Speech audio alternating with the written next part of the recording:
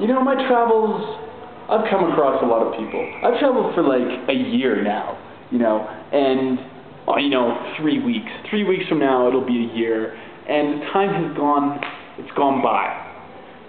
And a lot of what I've done is just conversed with people. Many of these conversations, philosophical, many of them pointless, a lot of them just drunk yelling. And, people always have questions. People, family, friends, acquaintances, random internationals who I have problems communicating with because my Spanish is still kind of terrible. They have questions. Where do you sleep? Has your bike broken down? Why have you gone through so many pairs of shoelaces? That's really weird. And, usually I have an answer. It's pretty basic. It's pretty basic stuff, But the one that always gets me is, well, what have you learned during your travels? And, better put, the question is, Gorilla Christmas, what the fuck are you doing with your life? I certainly feel I'm doing something, but how much something do I need to do before everyone is of agreement that I have done enough of something that it's not nothing, And this question is sort of a validation of that. What have you learned, Gorilla Christmas? Well, I've never really had an answer because I've never really had an answer. And I've decided it's blog time. And I have put mind to pen to paper to bring you my lessons from Peru. And really, I hope you enjoy the journey we are about to embark upon through my lessons from Peru. Starting with number 1.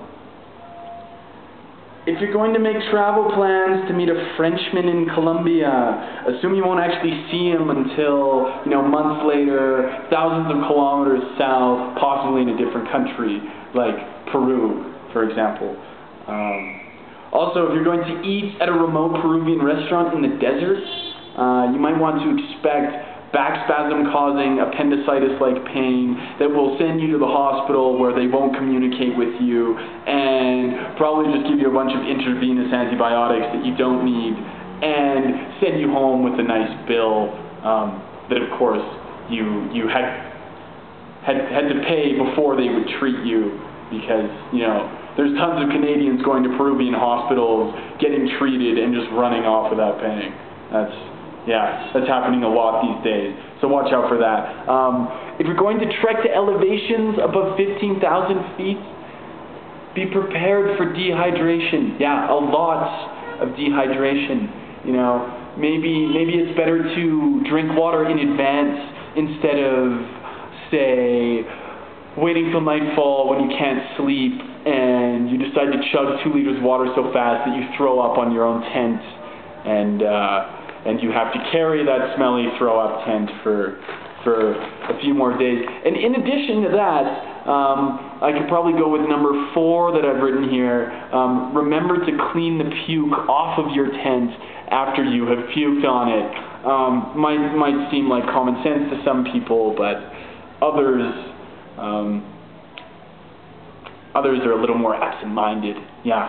Anyway, if you're going to pay a Peruvian cab driver with large bills, expect an argument to ensue, mainly about how much money you just gave him. It's very easy to pretend a 100 Peruvian sole bill was actually a 10 sole bill, and then you just fight over that for a few hours, and after many threats on your personal safety, tricks to try to get you to get out of the cab, you still end up with your gringo ass ditched at the side of the road, minus the $40 that's just been taken away by the cab driver.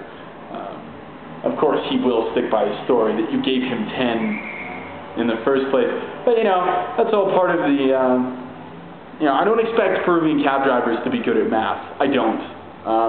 So maybe it's just a big educational misunderstanding. I don't know. Maybe they don't use the metric system. Anyway, if you're going to carry a Frenchman on the back of your motorcycle, expect him to be wearing gayness-confirming yellow star sunglasses that may possibly incite homophobic and discriminatory comments from food vendors at highway toll booths. It happens. It can happen. And there's no need to fight. If you fight the guy, it's just confirming that you're gay anyway, and you don't want to embarrass someone by kicking the shit out of them while you're wearing glasses like this. But who am I to judge?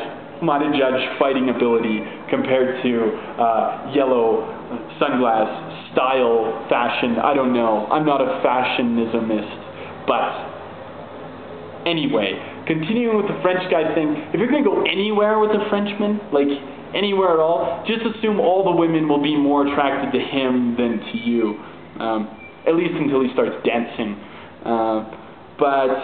Anyway, best of luck with that if you have French friends. If you're going to try sandboarding, bring orifice plugs. And I mean all orifices, and you might want some instant dry plumbing sealant to sort of firm things up, because the sand will get everywhere. Whatever you're into, maybe sand is something you got a thing for. I don't know. If you're going to the highest drivable pass in the world, try not to take a wrong turn on the way there. 3-4 hour delays may seem fun through the mountains. There's the nice views, the mining camps, the mining trucks, maybe. But when you arrive at the highest drivable pass in the world, say 5,000 meters above sea level, and a snowstorm starts, and you have to descend from that pass, and 5 centimeters of snow on a motorcycle, it gets a little hairy, a little sketchy, especially when you're dodging mining trucks and, trying to see where you're going in a snowstorm. Not that it happened to me, but it happened to a friend of mine. I don't even know where I am here. Okay, yes, if you're crossing a railway bridge on foot at nighttime, make sure there's no trains coming. There's things you can trip on while you're trying to run from the train. Especially this time of year. Maybe if you're crossing a railway bridge in Peru, and it's rainy season, the rivers are pretty full, and you're not going to be getting out of them anytime, especially at nighttime. Anyway, I don't know. I'm not an expert bridge crosser, but it's just an idea. If you want to trek 20 kilometers to Inca ruins, you need to bring enough food. Because if you don't, you may end up with a spasming left leg that you can't even move because it's so malnourished and you're so tired. I think in the industry, like the running industry, they call that bonking. So you might want to watch out for that one. Bring enough food and water. It's pretty easy to bring enough food and water. Unless you're an egomaniac who likes to try to do things with as little gear as possible to show all the other people that, what they're doing is not really that hard. But, I don't know anyone who's like that. So I'm not really sure.